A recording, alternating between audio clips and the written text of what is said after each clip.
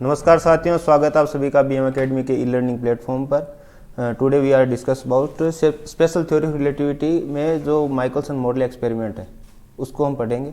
ठीक है। और लास्ट क्लास में हमने स्पेशल थ्योरी ऑफ रिलेटिविटी की ज़रूरत क्यों पड़ी इसके बारे में हमने देखा था कि थ्योरी ऑफ रिलेटिविटी के दो पार्ट हैं, स्पेशल थ्योरी ऑफ रिलेटिविटी और जनरल थ्योरी ऑफ रिलेटिविटी। ठीक है।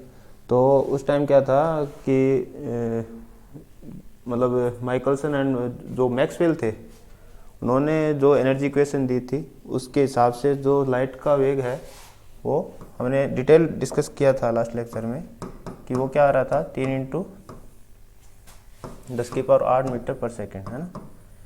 ये क्या था वो बता रहे थे हर जगह कांस्टेंट है, जबकि जो आपका गैलीलियन ट्रांसफॉर्मेशन में वो है मतलब हर निर्देश फ्रेम में जो वेलोसिटी का कंपोनेंट है वो अलग अलग आता है ना, वेलोसिटी अलग अलग आती है।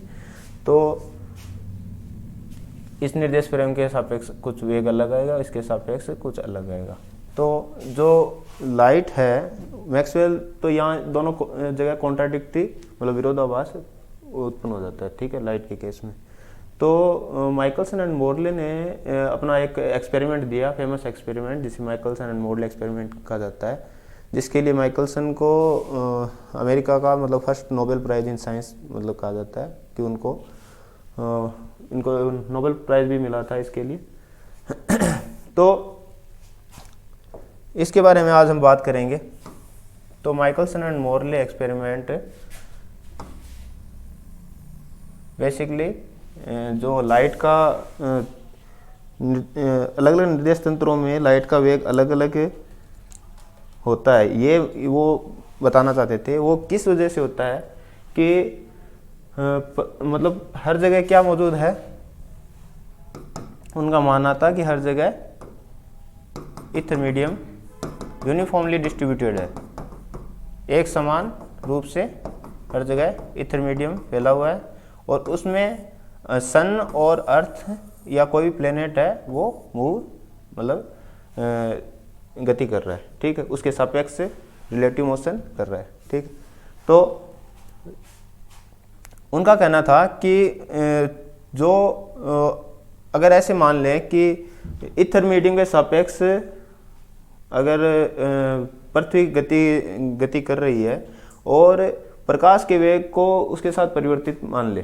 ठीक है, मतलब उनका मानना था ये। और ईथर मीडियम की प्रॉपर्टी हमने पहले पढ़ ली थी, है ना, लास्ट लेक्चर में, कि वो हाईली मतलब डेंस है, ट्रांसपेरेंट है ना, और वो क्या है, इलास्टिक भी है। मतलब कॉन्ट्राडिक्टिव प्रॉपर्टी है सारी कि कोई चीज़ हाईली डेंस सॉलिड होते हुए भी इलास्टिक कैसे हो सकती है ना।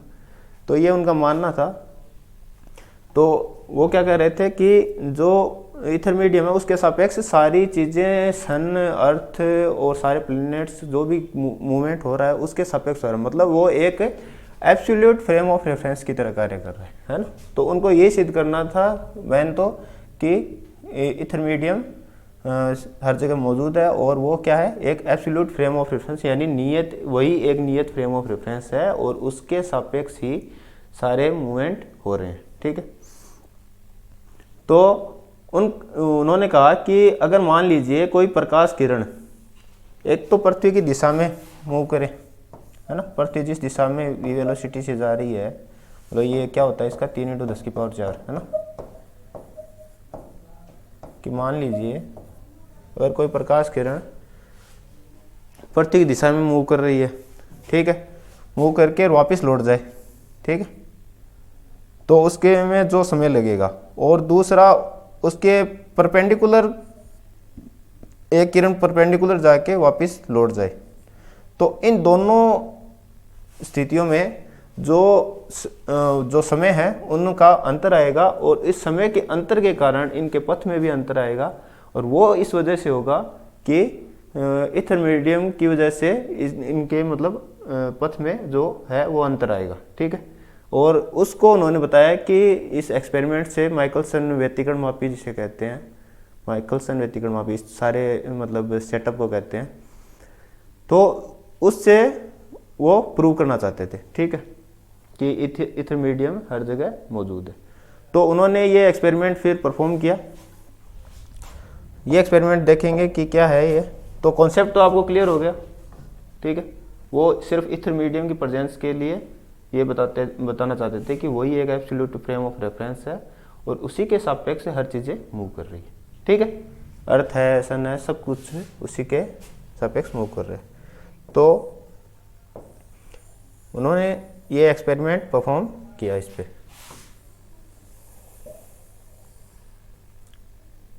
इसको ठीक है। तो उन्होंने दो चीज़ें ली। एक बार तो उन्होंने ऐसे किया कि एक बार तो वो ऐसे लेते हैं कि जो अर्थ है वो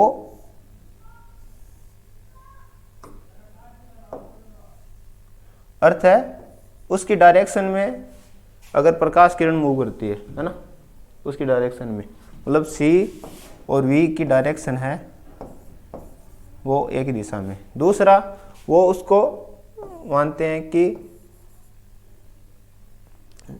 जो इथर मीडियम मतलब हर जगह प्रेजेंट है और जो उसकी वो क्या कहते हैं लाइट है वो उसके अपोजिट डायरेक्शन में, और अर्थ है वो भी अपोजिट डायरेक्शन में मतलब मूव कर रही है, ठीक है।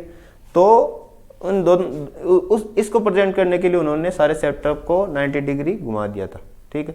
तो अपने को मेन यही देखना है कि इन दोनों सेटअप में मतलब एक बार तो क्या होगा कि लाइट है वो अर्थ की दिशा में और दूसरी बार क्या है वो विपरीत डायरेक्शन में मूव करेगी, मतलब उसको 90 डिग्री घुमा देंगे तो वो अपोजिट डायरेक्शन का उनका जो पथांतर है, ठीक है, वो निकल के आएगा।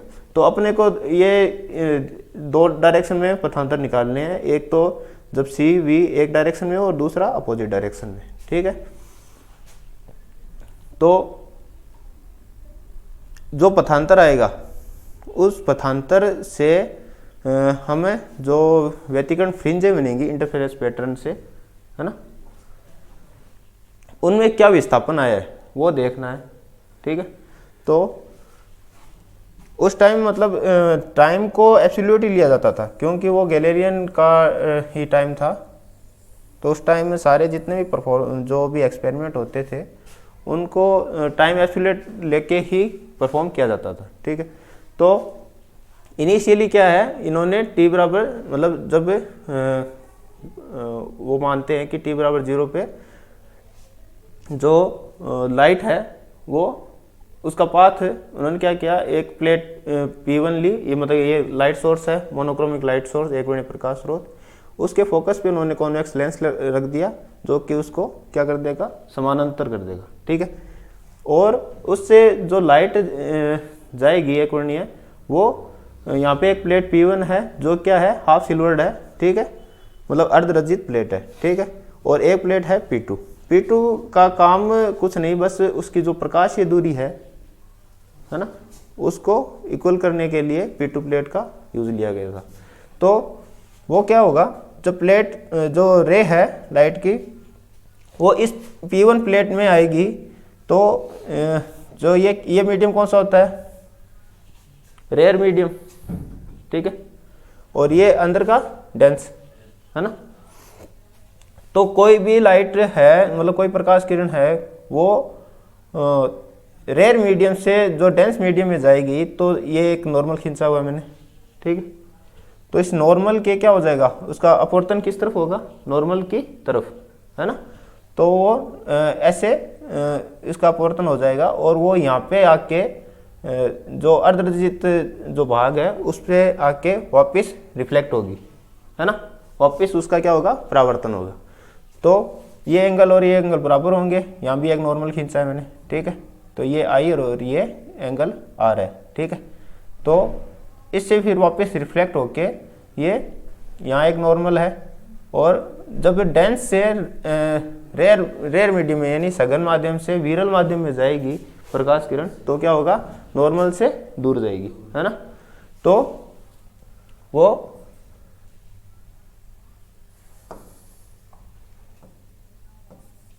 ऐसे जो मिरर M1 है वहां पे उस पे पहुंचेगी, फिर उससे वापस रिफ्लेक्ट होके वापस आएगी, फिर इसके अंदर ट्रेवल करेगी, ठीक है।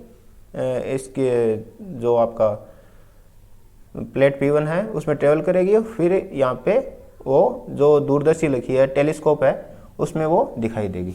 ठीक है, उसका जो व्यतिकरण प्रतिरूप तो तब बनेगा, मतलब ये दोनों आँख के जो इनका दोनों का कंबाइंड जो स्पेक्ट्रम बनेगा, इंटरफेरेंस स्पेक्ट्रम, मतलब जो पैटर्न बनेगा वो यहाँ पे टेलीस्कोप में सकेंद्रीय वृत्तों के रूप में दिखाई देगा।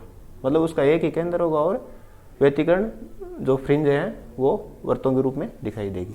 ठीक है, तो जो उनका कॉन्सेप्ट यही था कि ये तो फिर उसके बाद पहले मैं इसको बता देता हूँ। फिर क्या है कि जो एक रे तो इधर चली गई और फर्स्ट रे, ठीक है, और ये सेकंड रे है वो जो प्लेट का जो हिस्सा मतलब पारदर्शी था तो उससे वो सीधी पारगमित हो जाएगी। ठीक है, पारगमित हो गई ये सेकंड रे, और फिर यहाँ जो प्लेट P2 लगी है उसमें से भी सीधी पारगमित हो जाएगी। ठीक है, फिर M2 पे पहुंचेगी, फिर M2 से वापस आएगी, है ना। तो बेसिकली ये है कि जो रे अपनी 1 है वो 3 टाइम्स इसमें से ट्रेवल करती है, इस प्लेट P1 में से। ठीक है, फिर वो यहाँ पहुंचती है। वैसे ही जो रे 2 है वो भी एक बार इसमें से पास होके आएगी, 2 बार, एक बार इधर, फिर एक बार मतलब 3 टाइम्स इसमें से वो पास हो जाएगी, और फिर यहाँ पे वो दोनों का जो कंबाइंड जो व्यतिकरण प्रतिरूप है वो अपने को इस टेलीस्कोप में ऐसे सेकेंडरी वृत्तों के रूप में दिखाई देगा। ऐसे उसकी व्यतिकरण फ्रिंजें बनेंगी, ये फ्रिंजें है। ठीक है, तो उन्होंने सारे सेटअप में जो मतलब ये प्लेट P1 से जो ये डिस्टेंस ली है वो D ली है, और इधर भी जो M2 की डिस्टेंस है वो भी D ली है। मतलब डिस्टेंस लाइट को जितना ट्रेवल करना है वो डिस्टेंस सारी उन्होंने इक्वल ले रखी है। ठीक है, दूसरा उन्होंने प्रकाशीय दूरी को मतलब जैसे लाइट है वो इसमें से 3 बार ट्रेवल करेगी, फर्स्ट रे है ना, और इसी को बराबर इस जो सेकंड रे है उसका भी ट्रेवल बराबर करने के लिए उन्होंने प्लेट P2 लगाई। ठीक है, क्योंकि एक बार तो इसमें से पास होगी और दूसरा जो सेकंड रे है एक बार जाते हुए एक बार आते हुए, तो 3 टाइम वो जो सेकंड रे है वो भी पास हो जाएगी। इससे क्या होगा कि जो पथ में अंतर है, पथांतर, वो इनिशियली वो t=0 पे कोई भी पथ में अंतर नहीं लेना चाहते, कोई पथांतर नहीं लेना चाहते। ठीक है, दोनों रे के। ठीक है, आगे बात समझें। फिर वो क्या बोलते हैं कि जो टी टाइम के बाद में क्या होगा कि सारी चीजें पृथ्वी के साथ मतलब मान लिया उन्होंने कि वो मूव कर रही है ना, तो ये सारा सेटअप भी क्या होगा, मूव कर जाएगा। ठीक है, और ये सारा सेटअप उन्होंने ले रखा था, जो मरकरी का एक टैंक था उसमें उन्होंने ये सेटअप तैयार किया था, बहुत बड़ा मतलब सेटअप तैयार किया था, जिसकी ये डिस्टेंस है ना, ये D, ये उन्होंने ले रखी थी 11 मीटर। ठीक है, ये D 11 मीटर ले रखी थी, और जो ये एकवर्णीय प्रकाश स्रोत है वो विजिबल रेंज का था, मतलब उसकी वेवलेंथ विजिबल रेंज की थी, है ना। तो जिससे क्या होगा कि जो व्यतिकरण प्रतिरूप बनेगा वो साफ साफ दिखाई दे जाए अपने को, वो विजिबल हो जाए, है ना। लाइट का जो भी व्यतिकरण प्रतिरूप बनेगा यहाँ पे इन दोनों रे से, वो अपने को साफ साफ दिखाई दे जाए, इसलिए उन्होंने ये जो विजिबल रेंज की जो लाइट है एकवर्णीय प्रकाश स्रोत वो विजिबल रेंज की ली थी। ठीक है, तो इसके बाद और जो ये प्लेट है P1 और P2 ये सेम अपवर्तनांक की है, सेम थिकनेस की है, मतलब सारी चीज़ें उन्होंने बैलेंस पहले शुरुआत से ही बैलेंस करके रखी थी। ठीक है, फिर वो जो टी टाइम के बाद जो शिफ्ट हो जाएगा, सारी चीज़ें शिफ्ट हो जाएंगी, तो क्या होगा, मतलब सब चीज़ें टी टाइम के बाद जो अर्थ की वेलोसिटी है v, है ना। एक मिनट, एक बार मैं इसको वापस बना देता हूँ।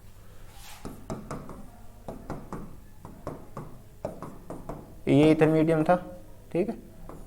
सन है, अर्थ है, और अर्थ मतलब इसकी टेंजेंशियल वेलोसिटी है, लीनियर वेलोसिटी है जो, है ना, वो है v। इससे सब कुछ मूव कर रहा है, इसी से ये सेटअप भी मूव कर रहा है, वो ये मान रहे थे, ठीक है, ठीक है। और जो एंगुलर वेलोसिटी है वो उसको मतलब इसके सापेक्ष वो बहुत कम है, एंगुलर वेलोसिटी जिससे दिन रात होते हैं, है ना, तो उसको बहुत कम मान लिया, तो वो उसको उन्होंने एक बार नगण्य मान रखा था, ठीक है, एक्सपेरिमेंट में। तो सिर्फ वो लीनियर वेलोसिटी है उसको काम में उन्होंने लिया था। तो क्या हुआ, टी टाइम के बाद में जो ये लीनियर वेलोसिटी से जो अर्थ चल रही है उसी से ये सारा सेटअप है, वो कहते हैं कि वो भी मूव कर जाएगा। और उससे मतलब उसके बाद क्या होगा, जो पथ में अंतर आएगा, ठीक है, वो ये जो टेलीस्कोप है वो भी मूव कर जाएगा, है ना। उसमें वो जो पथ में अंतर आएगा, लाइट के पथ में अंतर आएगा, उसको वो देखेंगे, और कि उन जो व्यतिकरण फ्रिंजें हैं उनमें कितना डिफरेंस, वो कितना विस्थापित हो चुकी है, ठीक है, सिंपल सा है। मतलब टी टाइम के बाद में उनको देखना है कि जो व्यतिकरण फ्रिंजें हैं वो कितना मूव की, ठीक है। अगर उसमें कोई शिफ्ट आया है तो इथर मीडियम मौजूद है, क्यों, वो इथर मीडियम की वजह से ही वो जो लाइट में जो समय में अंतर आया और उसके वजह से ही वो कहीं पथ में वो रुकावट आई है ना, लाइट के, तो इथर मीडियम की वजह से ही आया है। और उनमें इससे क्या है, टी टाइम बाद में व्यतिकरण फ्रिंजों में विस्थापन कंटिन्यू होता रहेगा, मतलब ऐसे वो उनका कहना था, ठीक है। तो उन्होंने इथर मीडियम को की प्रेजेंस को बताने के लिए ये परफॉर्म किया था। तो अपन पहले क्या देख लेते हैं, शुरुआत में तो वो t=0 पे आपको चीजें समझ में आ गई, ठीक है, कैसे हैं। अब क्या है, आफ्टर टाइम t,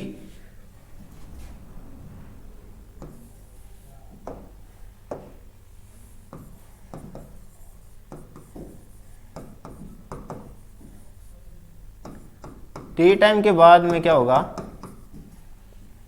कि सब कुछ v इंटू टी से डिस्प्लेस हो जाएगा, है ना, v इंटू टी से।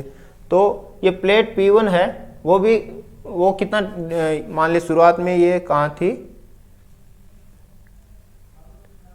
इसमें नेक्स्ट में बना लेंगे, उसकी डेरिवेशन भी करेंगे।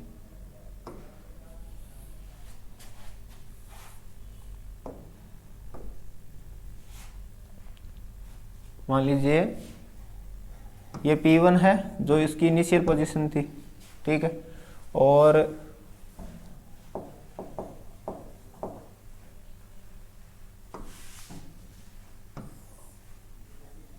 P1 इनिशियल पोजीशन, फिर टी टाइम के बाद में क्या हो गया, वो शिफ्ट हो गई P1।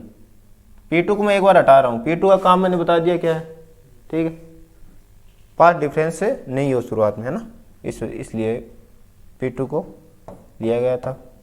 ये इसकी सेकंड P1 डैश, इसकी जो टी टाइम के बाद जो ये इतना डिस्प्लेस होगी, है ना, कितना डिस्टेंस है ये, वेलोसिटी v और टाइम t, vt डिस्टेंस से ये डिस्प्लेस हो गई है ना।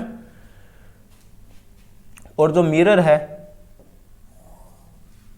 कहीं ऐसा था ना वो m1, है ना, जो मिरर है वो भी टी टाइम के बाद में कुछ यहाँ आ गया वो, है ना,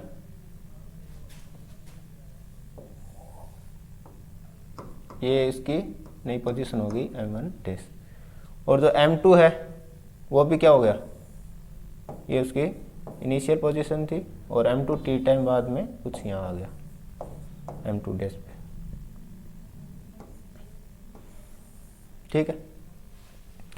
और ये डिस्टेंस है वो तो d ही चल रही है इनमें, है ना, जो हमने इनिशियली जो डिस्टेंस ली है ये सेटअप में, उसमें कोई बदलाव नहीं हुआ है, ठीक है, वो डी ही चल रही है। सिर्फ उनका मानना था कि वो टी टाइम के बाद में सब कुछ है वो थोड़ा आगे खिसक जाएगा, है ना। तो सब चीज़ें मूव कर रही हैं वीटी से। जो टेलीस्कोप यहाँ था पहले, वो भी क्या मूव कर जाएगा, वीटी डिस्टेंस से कुछ यहाँ आ जाएगा, है ना। ये भी वीटी डिस्टेंस चल के आ गया।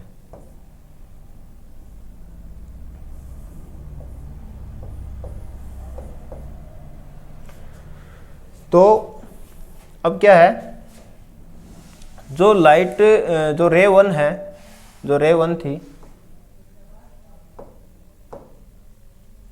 है ना, वो मतलब यहाँ शिफ्ट हुए। रे 1 का जो पाथ डिफरेंस आएगा वो देखना है। उससे पहले उसके समय में जो अंतर आएगा, मतलब समय क्या टी समय लेती है वो निकालना है, टी समय निकालना है अपने को, ठीक है। और जो सेकंड रे है उसका T1 टी डैश समय निकाल, मान लो टी डैश समय उसको लगा, ठीक है, आने और जाने में। तो उन दोनों समय से जो समय का अंतर आएगा दोनों रे में, है ना, वो देखना है। उस समय के अंतर से अपने को क्या निकाल लेंगे, समय आ जाता है तो क्या आ जाती है, पथ आ जाता है ना। सी लाइट की वेलोसिटी कितनी है, सी भाई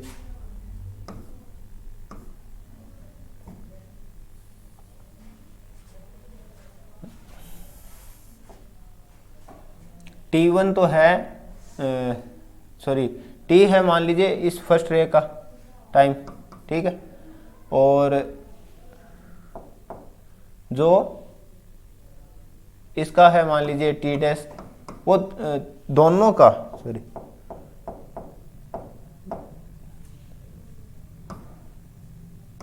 दोनों में जो अंतर आएगा वही तो अपने को चेक करना है, डेल टी, है ना, समयांतर चेक करना है। फिर उस समयांतर से क्या निकाल लेंगे,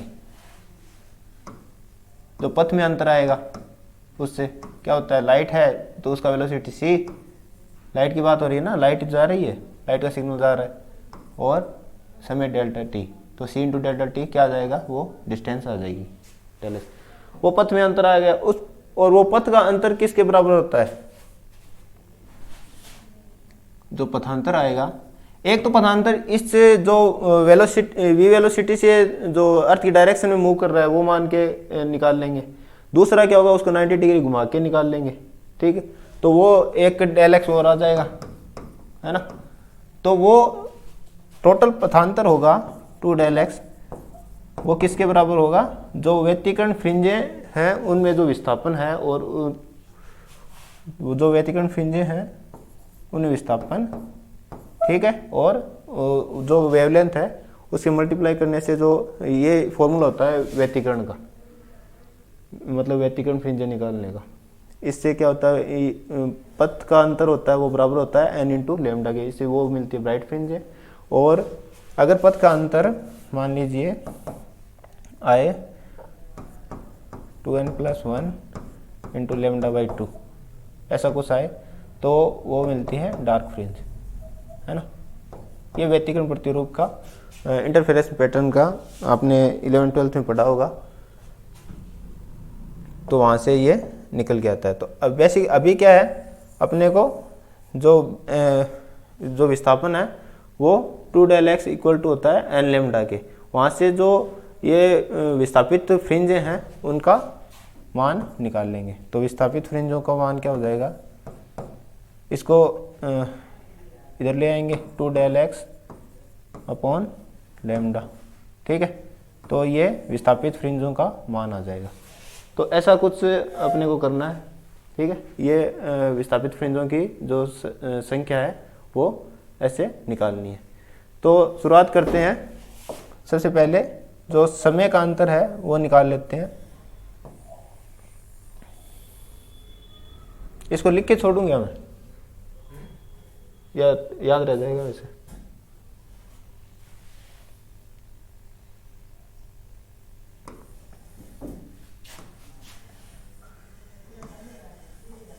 तो पहले क्या निकाल लेते हैं, समय का अंतर है वो निकाल लेते हैं, ठीक है।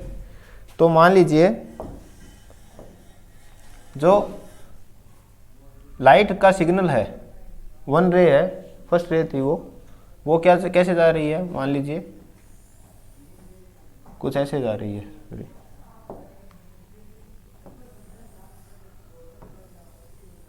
ठीक है, मतलब इसको वो टी टाइम में यहाँ पहुँच रही है, टी टाइम के बाद भी तो देख रहे हैं सब कुछ शिफ्ट हो गया, तो टी टाइम के बाद में वो इस प्लेट P1 की जो नई पोजीशन है P1 डैश पे पहुँच जाती है। ठीक, तो इसको वो मिरर से रिफ्लेक्ट हो के मतलब यहाँ पे पहुँच जाती है। ठीक है, तो मान लीजिए M1 है वो भी मतलब ट्रेवल कर रहा है v इंटू टी डिस्टेंस से, है ना, v वेलोसिटी से वो भी ट्रेवल कर रहा है। तो मान लीजिए कि t है वो दो भागों में डिवाइडेड है, T1 और T2। तो ये तो टोटल जो टाइम है वो है, और मान लीजिए T1 टाइम में वो रे कुछ जो मिरर है वो भी कुछ यहाँ पहुँचा था। ठीक है, ठीक है, और फिर वहाँ से वो रिफ्लेक्ट होके T2 टाइम में वो यहाँ पहुँच गया। तो ये दोनों टाइम बराबर है, T1 यहाँ से यहाँ पहुँचने में और यहाँ से इस प्लेट P2 तक पहुँचने में। ठीक, तो वो किसके बराबर है, टोटल टाइम के T1 प्लस T2। ठीक है, आगे बात सुन लें। तो पहले क्या और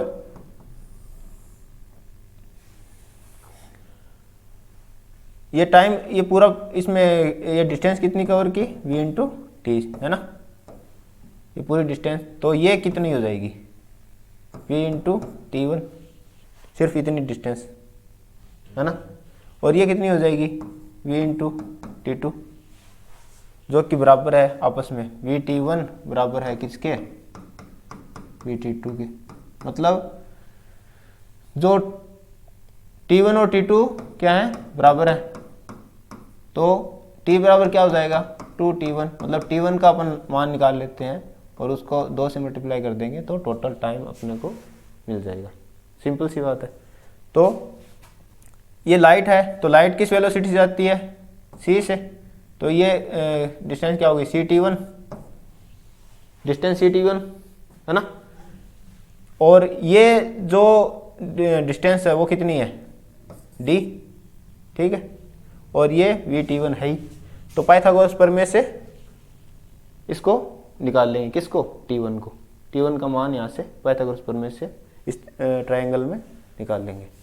तो यहाँ से शुरू होता है ध्यान, मतलब जो है अपना डेरिवेशन वो यहाँ से इस एंगल ट्रायंगल से शुरू होता है, ये ध्यान में रखना। ठीक, कॉन्सेप्ट तो क्लियर है कैसे हुआ।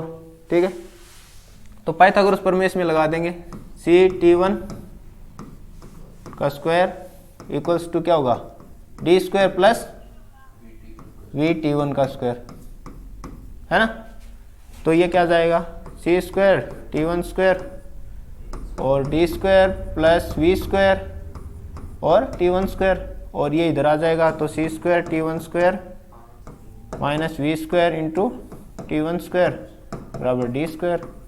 ठीक है, और T1 स्क्वायर को कॉमन ले लिया, c square minus v square बराबर d स्क्वायर, और T1 स्क्वायर क्या आ जाएगा d square upon c square minus v square, और फिर T1 क्या आ जाएगा, T1 बराबर d अपॉन under root c square minus v square, ऐसा ही कुछ है। फिर इसको थोड़ा और सोल्व कर लेते हैं। T1 इक्वल्स टू d अपॉन c स्क्वायर को क्या ले लीजिए, कॉमन ले लीजिए। ठीक है, तो इसमें से c स्क्वायर कॉमन लोगे, c आएगा, c तो आएगा। ठीक है, मैंने इसमें से कॉमन ले लिया और ये बच गया आपका 1 minus v square upon c square. ठीक है, फिर अंडर रूट को ऊपर ले जाएंगे, डी अपॉन सी, और ये आ गया आपका 1 minus v square upon c square की होल पावर माइनस 1/2। ठीक है, ये चीज़ आ रही है। ठीक है, ऊपर लिख देता हूँ मैं, ये नोट कर लो आप फटाफट, या फोटो ले लेना इसके बाद में। ठीक है, तो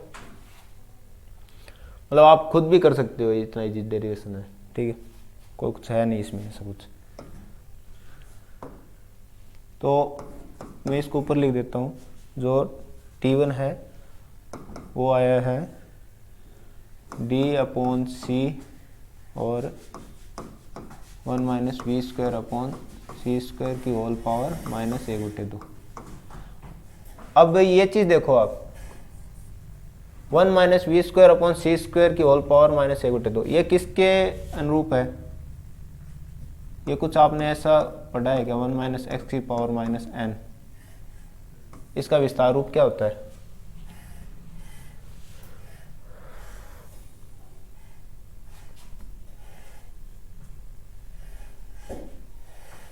इसको छोटा कर देते हैं।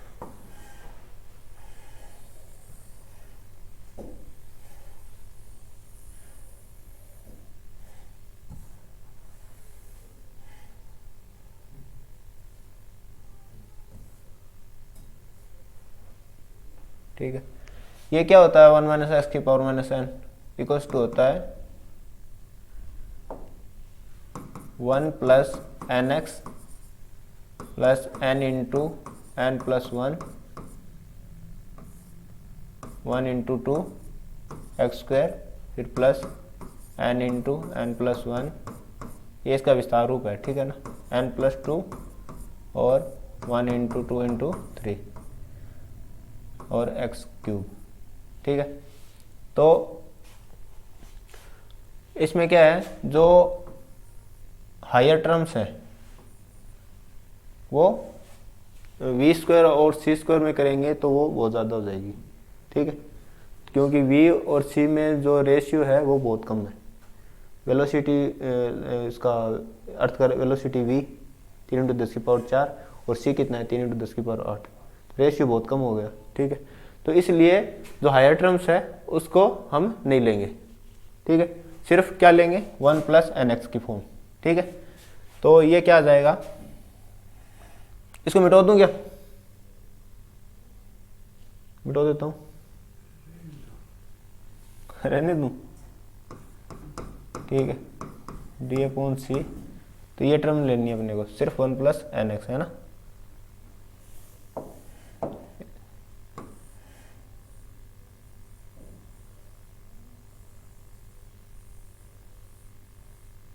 चलो इसको छोड़ देते हैं।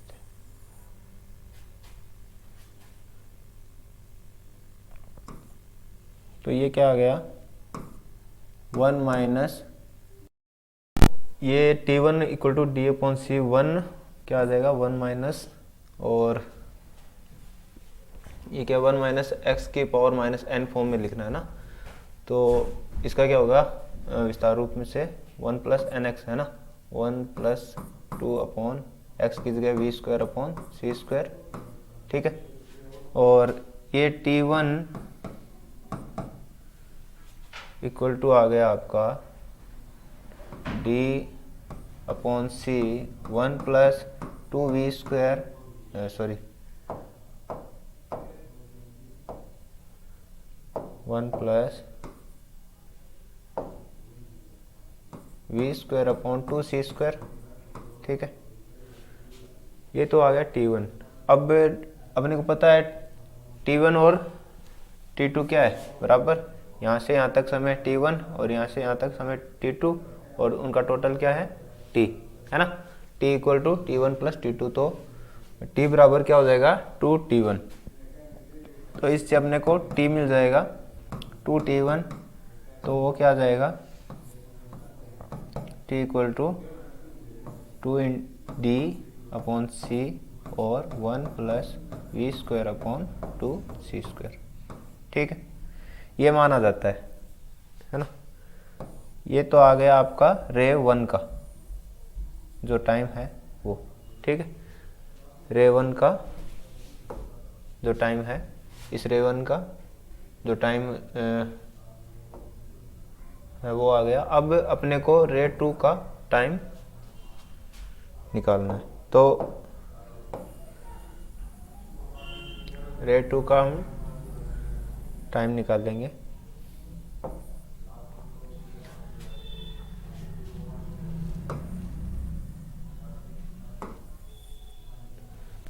तो ये देखिए जो रे 2 है वो किस तरह से मूव कर रही है कि वो रे 2 है वो टाइम टी के बाद में, मतलब एक बार तो इसमें से पास होके आएगी वो, है ना, और एक बार इसमें से जाते हुए और एक बार आते हुए, तो टोटल 2 टाइम इसमें से, और टोटल कितना हो गया 3 टाइम से वो इसमें से पास होगी। फिर वो यहाँ आके और इसे टेलीस्कोप में दिखेगी, जो टेलीस्कोप भी क्या है टी टाइम के बाद में क्या हो गया, मतलब आगे खिसक गया है। ठीक है, सब कुछ चीज़ें क्या टी टाइम से, मतलब वीटी डिस्टेंस, हर एक जो सेटअप में हर एक चीज़ है वो वीटी डिस्टेंस से मूव कर रही है ना। तो इसमें हम निकाल लेंगे, जैसे गैलीलियन ट्रांसफॉर्मेशन में हम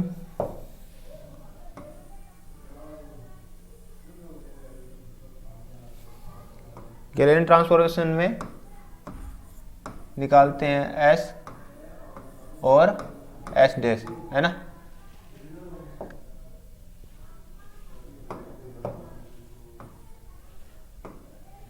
तो उसमें क्या होता है, जो एस के सापेक्ष एस डैश क्या है मूव करता है, और उसमें हम जो रिलेटिव वेलोसिटी है इसके सापेक्ष, है ना।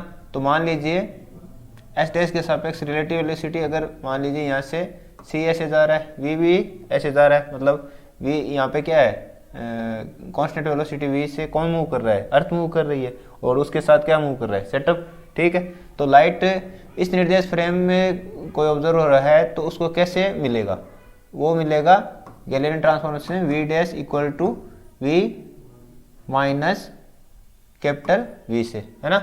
तो यहाँ पे v क्या है c, तो v डैश क्या आ जाएगा अपने पास c plus c minus we.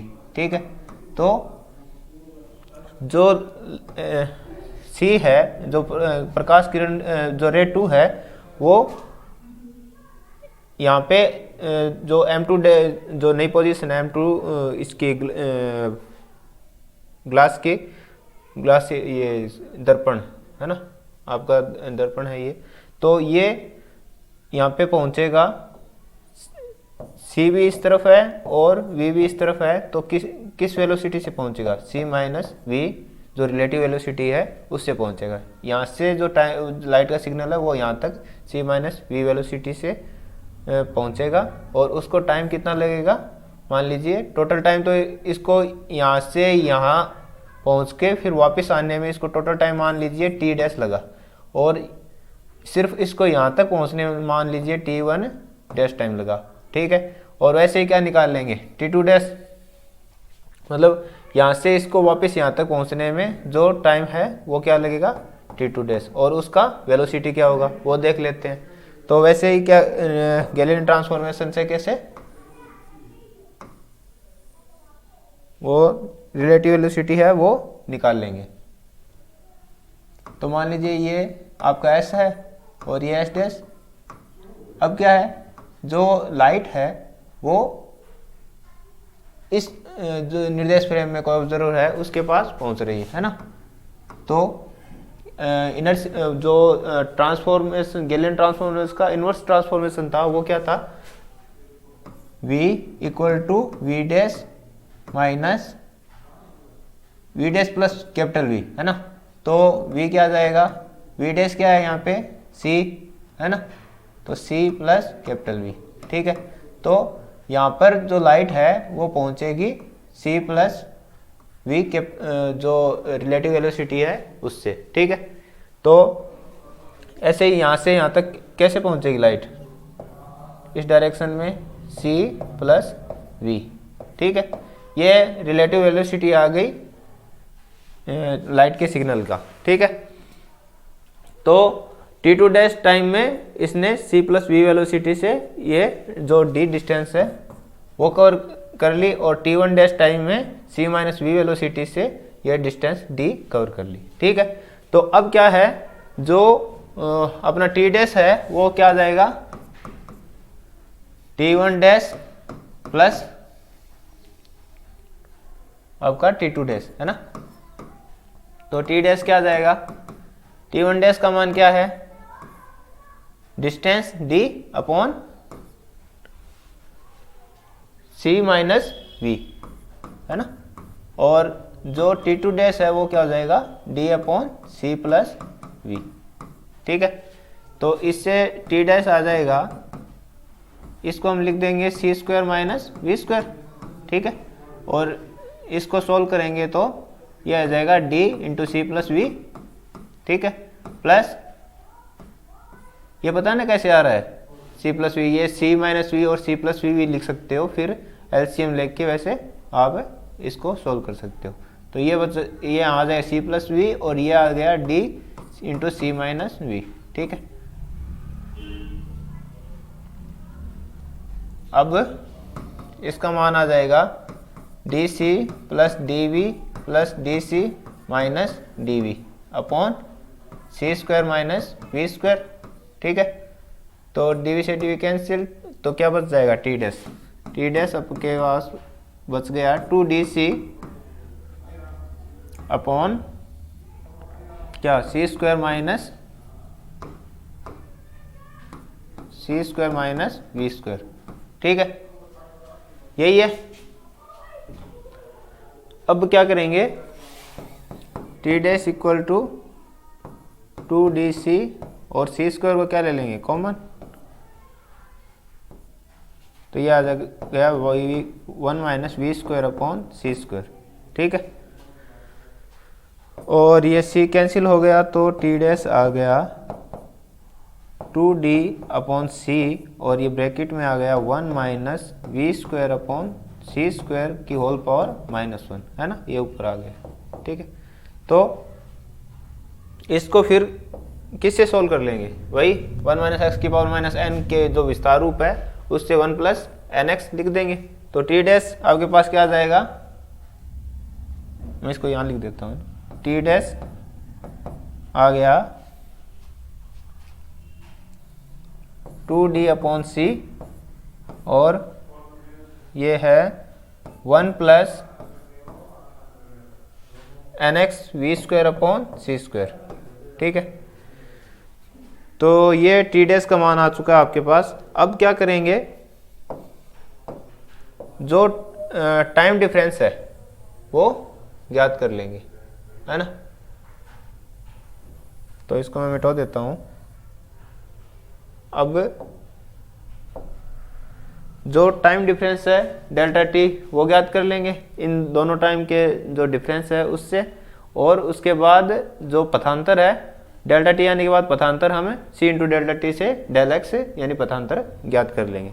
कि सिर्फ पहले जो पृथ्वी की डायरेक्शन में, मतलब अर्थ की डायरेक्शन में जो ये रे चल रही है, प्रकाश चल रहा है, प्रकाश किरण चल रही है, उसमें पथांतर आएगा वो नोट कर लेंगे, और फिर इसको 90 डिग्री घुमा के और जो पथांतर आएगा उसको नोट कर लेंगे, ठीक है। तो आपका जो समयांतर है वो आएगा क्या आएगा, डेल्टा टी इक्वल टू, और ये बच गया आपका 2d, सॉरी ये होगा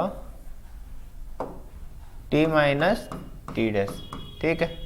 तो इसका मान रख देंगे delta T equal to, t का मान क्या है 2d upon c 1 plus v square upon 2c square, और इसका मान है 2d अपॉन सी और 1 plus v square upon c square, ठीक है। अब क्या करेंगे, इसको थोड़ा और सोल्व कर लेते हैं। Delta T equal to 2d upon सी और ये हो जाएगा 2d अपॉन सी कॉमन ले लिया, 1 plus v square 2c square, v square upon c square, 1 से 1 कैंसिल हो जाएगा, तो ये बच जाएगा we square upon 2c square, ठीक है। यही बचेगा, ठीक है। 2 से 2 कैंसिल हो गया और सी स्क्वायर और सी हो गया सी क्यूब। तो डेल्टा टी क्या आ जाएगा, डेल्टा टी आपके पास बच जाता है d v square upon c cube. ठीक है, तो ये आ गया समयांतर। अब इस समयांतर से क्या निकालेंगे, जो पाथ डिफरेंस है दोनों रे में वो निकाल लेंगे। ठीक है, जो पाथ डिफरेंस आएगा इन दोनों रे में वो निकाल लेंगे। और इस जो पाथ डिफरेंस आएगा एक तो इस डायरेक्शन में और फिर जो वर्टिकल डायरेक्शन में मतलब 90 डिग्री घुमा के जो पाथ डिफरेंस आएगा वो नोट कर लेंगे। और टोटल पाथ डिफरेंस से जो व्यतिकरण फ्रिंज बनेगी है ना, और उन फ्रिंजों में जो विस्थापन होगा, ठीक है, पाथ डिफरेंस से जो विस्थापन होगा वो इसमें नोट कर लेंगे। ठीक है, तो पाथ डिफरेंस क्या आ जाएगा इसमें,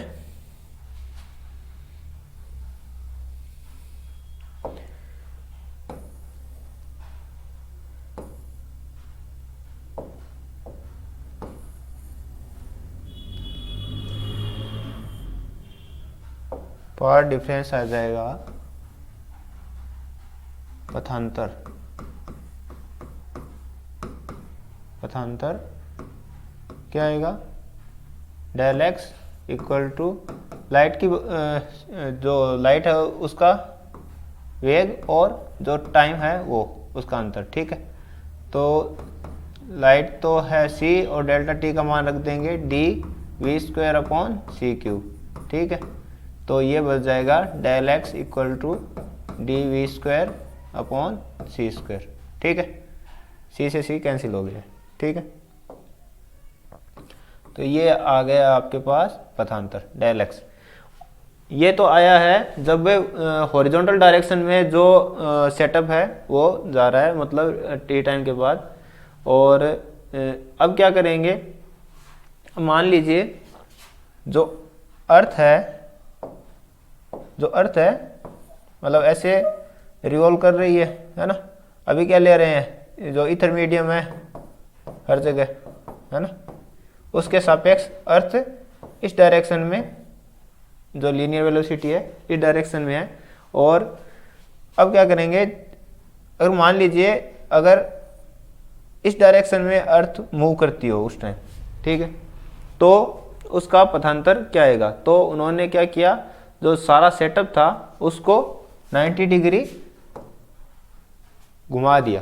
ठीक है, मतलब ये जो मिरर M2 है वो M2 डैश मतलब सारा सेटअप उन्होंने 90 डिग्री पे घुमा दिया, तो ये T डैश है। ठीक है, तो सारा सेटअप 90 डिग्री घुमा देने पे जो पथांतर आएगा वो भी क्या होगा, डेल एक्स ही। ठीक है, तो इसको मैं लिख देता हूं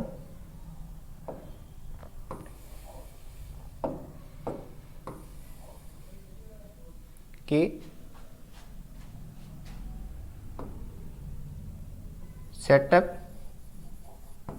को 90 डिग्री से घुमाने पर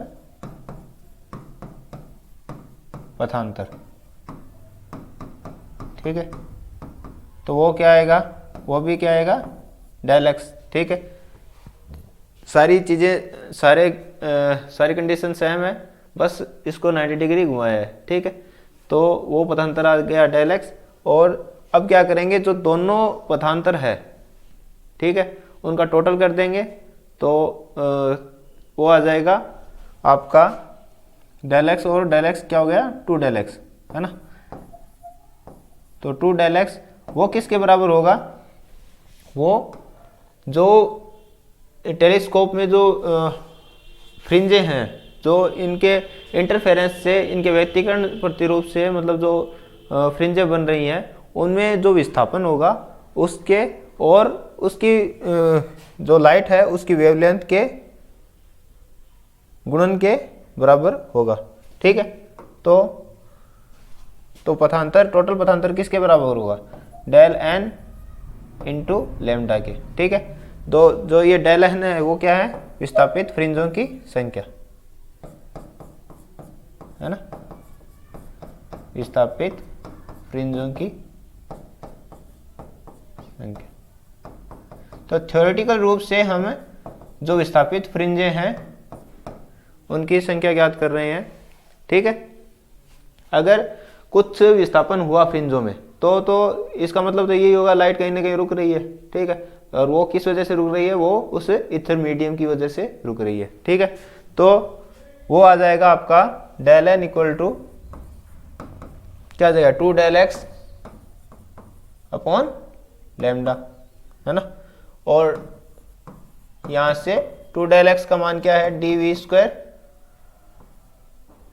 अपॉन सी स्क्वायर, है ना। तो डेल एन का मान आ जाएगा आपके पास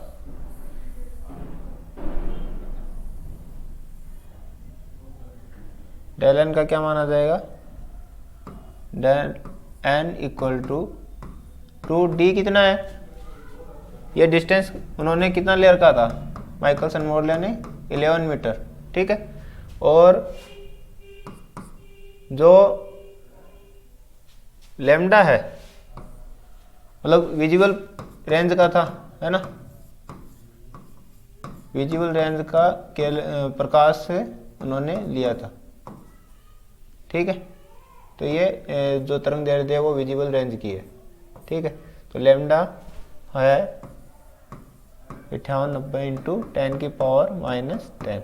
ठीक है, और v कितना है, जो अर्थ का वेलोसिटी है, अर्थ का वेलोसिटी v जो लीनियर वेलोसिटी है वो क्या है 3 इंटू 10 की पावर 4 मीटर पर सेकेंड, और जो c है वो आपको पता है कितना है 3 इंटू 10 की पावर 8 मीटर पर सेकेंड। ठीक, तो वो क्या आ जाएगा, और 3 इंटू 10 की पावर 8 का होल स्क्वायर। ठीक है, इसको सोल्व करेंगे तो ये डेल एन आ जाएगा आपके पास 0.73। ठीक है, तो विस्थापित फ्रिंजों की संख्या कितनी आई, विस्थापित फ्रिंजों की संख्या, थ्योरेटिकल रूप से विस्थापित फ्रिंजों की संख्या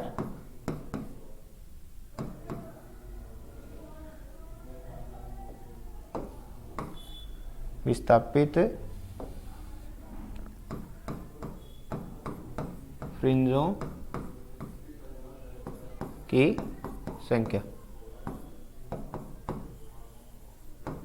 वो कितनी आनी चाहिए 0.73। मतलब जो सेकेंद्रित जो फ्रिंज बन रही हैं टी टाइम से पहले और टी टाइम के बाद जो इसकी नई पोजीशन है टेलीस्कोप की, उसमें वो हर फ्रिंज में 0.73 रूप से विस्थापन हो जाना चाहिए था। बट ये रिजल्ट मतलब थ्योरेटिकल रूप से, बट प्रायोगिक रूप से जब उन्होंने जो ये एक्सपेरिमेंट किया था माइकलसन एंड मोरले ने, तो उनमें फ्रिंजों में कोई भी विस्थापन उनको नहीं मिला था। ठीक है, तो इस वजह से जो उनका कॉन्सेप्ट था ईथर मीडियम का कि वो एक एब्सोल्यूट फ्रेम ऑफ रेफरेंस की तरह हर जगह व्याप्त है। ठीक है, तो वो उसको मतलब मान्यता नहीं मिली।